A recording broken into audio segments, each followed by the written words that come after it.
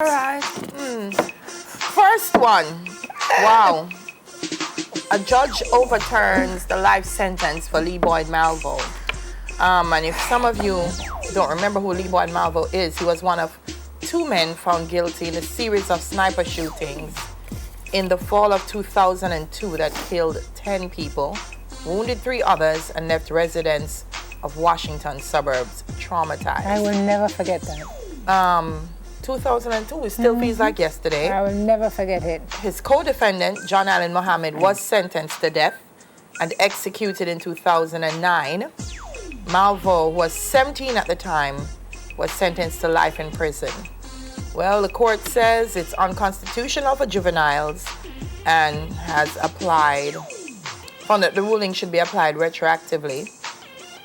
No, that was the argument at the time. So I'm wondering how they even got to the point where they gave him the sentence in the first place. That's interesting. I think one of the things is because of the global sentiment. It wasn't just U.S. sentiment that these two men should face but he was no man at the time. He was a boy. I know, but I don't think people wanted to hear it. I don't think at that time people were open to hearing, because even here, was it 360 Degrees? Is this the name of the show?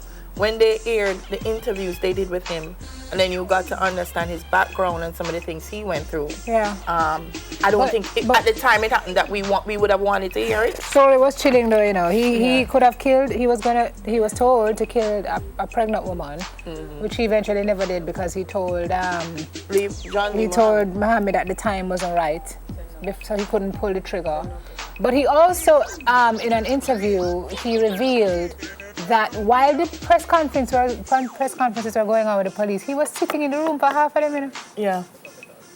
Watching the police talk about where the suspects are, where they could possibly be, and Lee Boyd Malvo is sitting down in the room.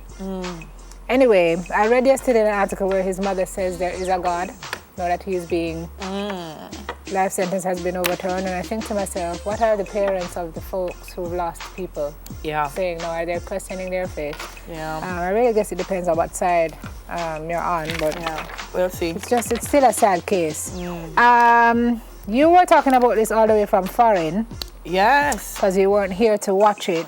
But Mark Kenny has responded to comments that Rankin Punkin, who was runner-up in the Magnum Kings and Queens of Dancehall show, has made. He says her comments are unfortunate. We were telling you guys about it yesterday morning. She made some points that she thought there was a bit of racism involved.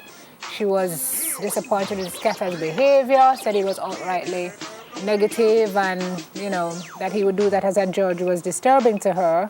What has Mark said?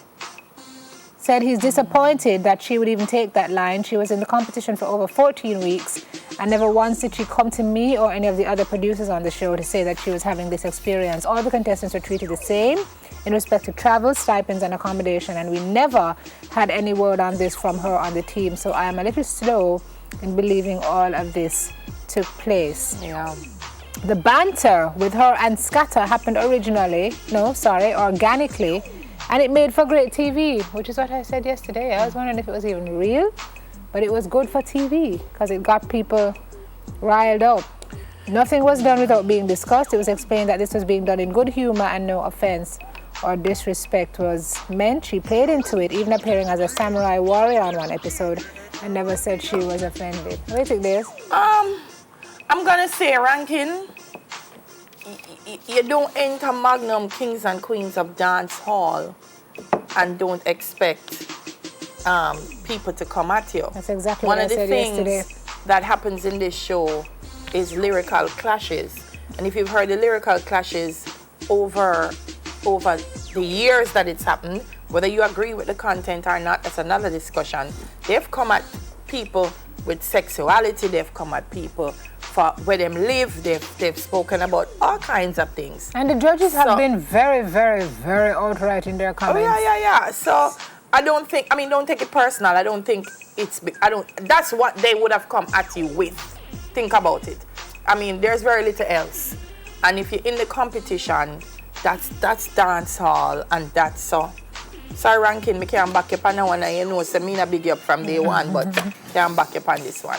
Oh, boy. Just be happy you made it to number 2. Just start done gone already, you know. And run with it. She's gonna be a star. Run with it, pumpkin. Run with it. Further afield now. This is in Panama City. Yeah. It's a very sad story. This, what they call her? Him? No, Manuel what's this? Noriega? No, oh, Manuel. Oh, I thought this was another story based on something I read yesterday. No. All right. Former Panamanian dictator Noriega, Manuel Noriega, one-time U.S. ally, ousted as Panama's dictator by an American invasion in 1989. He died late, today's Tuesday, late last night, at the age of 83. Yeah. Wow. Served a 17-year drug sentence in the U.S., was later sent to face charges in France. Final years of his life were spent in a Panamanian prison for murder of political opponents during his 1983 to 89 regime. The doctors had detected the growth of a benign brain tumor last year that they had spotted 4 years earlier. Wow. Me tired of hear about tumor Yeah. and cancer. Yeah. And It's odd, eh? tired. A man of Noriega's kind of power and image to die in a Panamanian prison. Wow. And before I go, the health ministry says expect a significant increase in the mosquito populations arising from the recent flood rains. But I know the health ministry did have to tell with that. We know so when rainfall, mosquito come. Yeah, so but people need to do what they have to do. Correct. Protect themselves. Correct. All right. All right. So we say it's the 30th of May. Who born today? All who born, make sure to skip around. Marcella Turner. She's Miss Mercy from Spalding. And Miss Mercy Harrow is 88 today. Oh, bless your heart. Obviously granted a lot of So, mercy. yes. Happy birthday, Miss Mercy. So, Miss Mercy, your daughter, your children, your grandkids, 7 children, great-grand, all of them. God so bless you, wish Miss you Mercy. happy birthday. I had bossy though. Boasty. Aubrey, I don't know how to find the picture on this. It's belated birthday greetings to Adriel, but your father cannot write. Adriel Thomas, who celebrated his birthday yesterday. Adriel, I'm just a member. God bless you, son, from your dad, Aubrey, mom, Donna, Is Big rest Son that? of the family Big Son? and friends. What a handsome young man takes after his mother. Adriel Thomas. Sure. Hey, Adriel. Didn't feel like it, Sure. Yeah, man. Confidence. All right, Burke. that's it. All right, we gotta go. Time is on us. We'll show you some folks who are having some birthdays today, May 30. Happy birthday to you guys. And then we'll soon come back. So don't go anywhere. Come just start.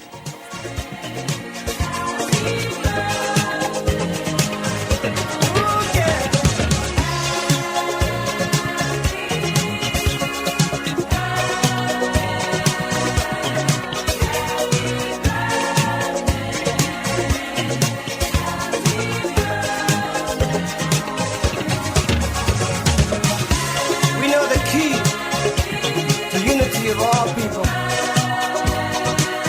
is in the dream that you had so long ago that lives in all of the hearts of people. Believe in you.